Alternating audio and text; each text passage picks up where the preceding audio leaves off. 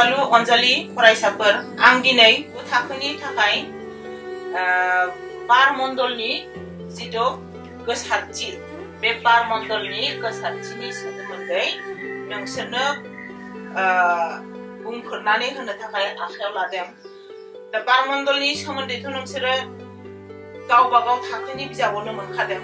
बेनि जिथु गोसारथि बे गोसारथिनि सोमोन्दै आं नोंसोरनो सुंद'यै बेवहाय दिन्थिनाय जागोन। नायदो दानिया नैबे बुहुम बिखुंनिफ्राय बारमण्डला बेसेबां गोजौसिमहालागि साग्लोबनानै दं बेखौ नोंसोरो नोंसोरनि फरा बिजाबावबो मोनखादों। बेनि गोसारथिया दङ बुहुम बिखुंनिफ्राय 10,000 किल'मिटार जौथाइसिम बे बारमण्डला साग्लोबनानै दङ। गोसोआव ला, बारमण्डला बुहुम बिखुंनिफ्राय 10,000 किल'मिटारहालागै साग्लोबना दङ। दा बे 10,000 किल'मिटार जौथाइसिमहालागि साग्लोबना थानाय जिथु बारनि थोरफो, बारनि गोसारथि, बे गोसारथिया जौथाइ लानानै जौथाइ बिसोरनि जिथु आखुथाय, बे आखुथायफोराबो गुबुन गुबुन एबा सोलाय सोल' जानाय जों नुनो मोनो। अब्ला नायदो जोंनिया बुहुम बिखुंनि खाथिसिनथाराव थानाय जिथु थोरफो, बे थोरफोखौ नोंसोरो आगोलनि फरा बिजाबफोरावबो मोनबोदों, उन्दै थाखोनि फरा बिजाबफोरावबो मोनबोदों जे ट्रपस्फियार, स्ट्रेटोस्फियार, आयनस्फियारनि सोमोन्दै। दा जों बेहाय बै थोरफोफोरनि सोमोन्दैनो सुंद'यै फोरमायनाय जादों। बुहुम बिखुंनिफ्राय हमना लानाय 10,000 किल'मिटार जौथाइसिम गोसारना थानाय बारमण्डलनि गेसारि दाथाय आरो रासायनारि जाथाय खामानि आरिनि जौथाया बांनाय लोगो लोगो सोलायनाय जायो।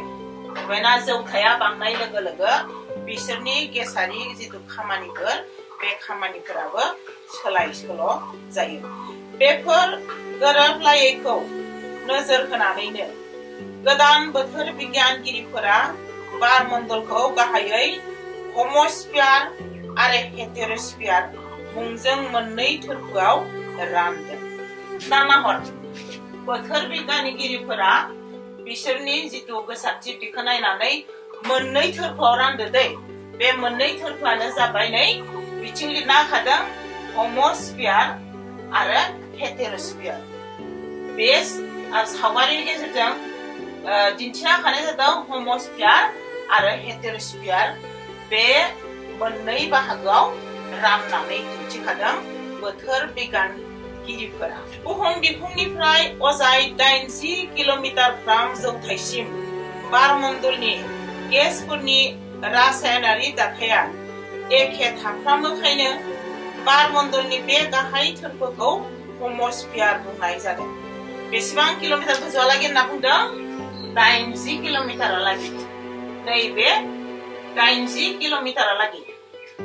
बे 80 किल'मिटार बुहुम बिखुंनिफ्राय, नैबे बुहुम बिखुंनिफ्राय 80 किल'मिटार गोजौहालागै बेखिनि थोरफोखौ मा होनना बुंदों? गासै थोरफोआनो बिसिनि दाथायफोरा एखे थाफ्रामोखाय बोथोर बिगियानगिरिफोरा हमस्फियार होननानै बेखौ मुं होदों। हमस्फियार दै, गोसोआव ला, बे 80 किल'मिटार गोजौहालागै हमस्फियार।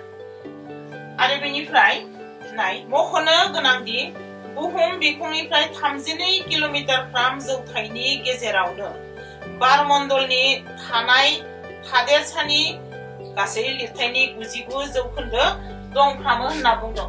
32 नैबेखिनियाव जागोन, बिसिमसोहालागैनो गासै लिरथायनि 99% दंफ्रामो। दा नायहर, नुबाय जोङो बे हमस्फियार थोरफोखौ, बे हमस्फियार थोरफोखौनो आरोबाव मा खालामबावदों? मोनथाम बाहागोआव रानबावदो दे। मोनथाम बाहागोआव रानबावदो। बे बाहागोफोरानो जाहैबाय नैबेयाव होखानाय जादों ट्रपस्फियार, स्ट्रेटोस्फियार आरो मेसोस्फियार। बे मोनथाम बाहागोआव रानबावदों नैबेखिनि बे हमस्फियार थोरफोखौ। बे हमस्फियार थोरफोखौ मोनथाम बाहागोआव राननाय जादों ट्रपस्फियार, स्ट्रेटोस्फियार आरो मेसोस्फियार।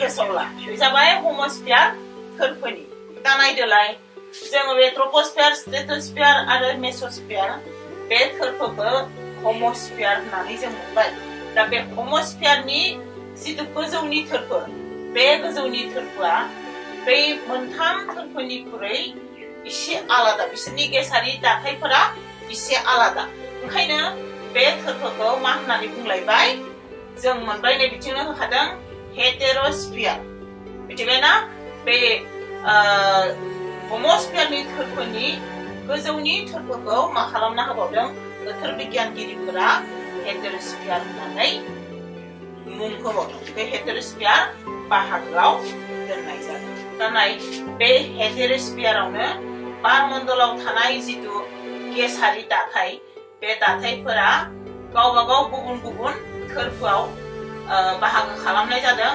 नाइट्रजेन थोरफो अक्सिजेन थोरफो हिलियाम थोरफो आरो हाइड्रोजेन थोरफो दै हेटेरोस्फियारनि जितु बाहागो बे बाहागोआव दङ नाइट्रजेन थोरफो अक्सिजेन थोरफो हिलियाम थोरफो आरो मोनसेया जाबाय जोबथारनाय थोरफोआ हाइड्रोजेन थोरफो बेबायदि बाहागो खालामनानै होनाय जादों नैबे नाइट्रजेन थोरफोआ 80 किल'मिटारनिफ्राय 80 निफ्राय मायालागै दङ 200 किल'मिटारालागै बेनिफ्राय नाय अक्सिजेना नै 1125 किल'मिटारसिम दै गोसोआव ला अक्सिजेन थोरफोआ नाइट्रजेन थोरफोनि सायाव 1125 किल'मिटारसिम आवग्रिनानै दं हिलियाम थोरफोआ दङ 3540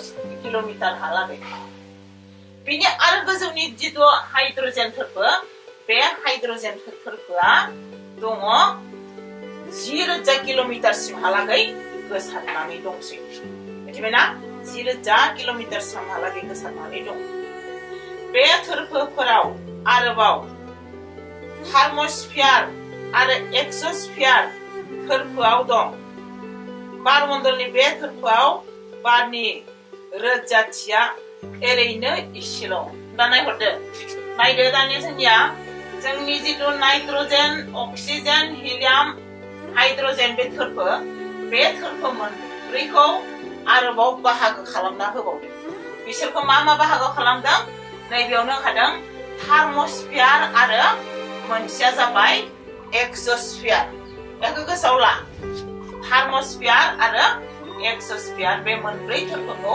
बेबायदियै बोथोर बिगियानगिरिफोरा बाहागो खालामनानै होबावदों दा बिसोरनि जितु बारनि दाथाय बे दाथाया गाहायनि जि बार दाथाय बे दाथायनिख्रुइ जोबोरैनो खम मख'नो गोनांदि बारमण्डलखौ जुनियायै ट्रपोस्फियार स्ट्रेटोस्फियार मेसोस्फियार थार्मस्फियार आरो एक्सोस्फियार महरै बाहागो खालामनानै सरासनस्रा बेनि दाथाय आरो आखुथाय बायदि बायदि फसंनाय जायो बेबादिनो बेफोरनि सोमोन्दै नोंसोरो गावबा गाव फरा बिजाबाव मोनगोन बिसोरखौ ट्रपोस्फियार स्ट्रेटोस्फियार मेसोस्फियार थार्मस्फियार बेफोरखौ गावबा गाव आखुथाय नायनानै गुबुन गुबुन बाहागोआव राननो हायो दा बेखिनियावनो नाहरबाव नुबाय जोङो ट्रपोस्फियार आरो स्ट्रेटोस्फियार बे मोननै थोरफोनि नांजाबनाय सिमा थोरफोखौ मा होननानै बुङो ट्रपोपस गोसोआव ला दे ट्रपोस्फियार आरो स्ट्रेटोस्फियारनि गेजेरनि थोरफोआ जाहैबाय ट्रपोपस थिग बिदिनो स्ट्रेटोस्फियार आरो मेसोस्फियारनि गेजेराव नांजाबनाय जितु थोरफो बे थोरफोखौ मा होननानै बुंबावो स्ट्रेटोपस आरो जोबथारनायाव नायदो मेसोस्फियारनि जितु गोजौनि सिमा बे सिमाखौ आरो मेसोपस होनना बुङो बे सिमा अंकफोरखौ जों मोनबाय ट्रपोस्फियार स्ट्रेटोस्फियारनि गेजेराव थानाया जाबाय ट्रपोपस स्ट्रेटोस्फियार आरो मेसोपसनि गेजेराव थानाया जाबाय स्ट्रेटोपस आरो मेसोपस आरो जितु नाइट्रजेन थोरफो बिनि गेजेराव थानाया जाबाय मेसोपस दा बे मोनफ्रोमबो थोरफोखौ नोंसोरो गावबा गाव फरा बिजाबावनो थख'-थख'यै मोननाय जागोन। अब्ला जोङो बारमण्डलनि जिथु गोसारथि आयदा, बे गोसारथि आयदाखौ दिनै एसेयावनो दोनथ'नो थाखाय आखायाव लाबाय। अनजालु अनजालि फरायसाफोर, नोंसोरो गावबा गाव बिजाबखौ लानानै जेब्लाबो गोसो होनानै नांस्थाबनानै था। ससियेल साइन्सल' नङा, नोंसोरा गुबुन गुबुन आयदानि सायावबो जेब्लाबो गोसो होनानै फरायबाय था।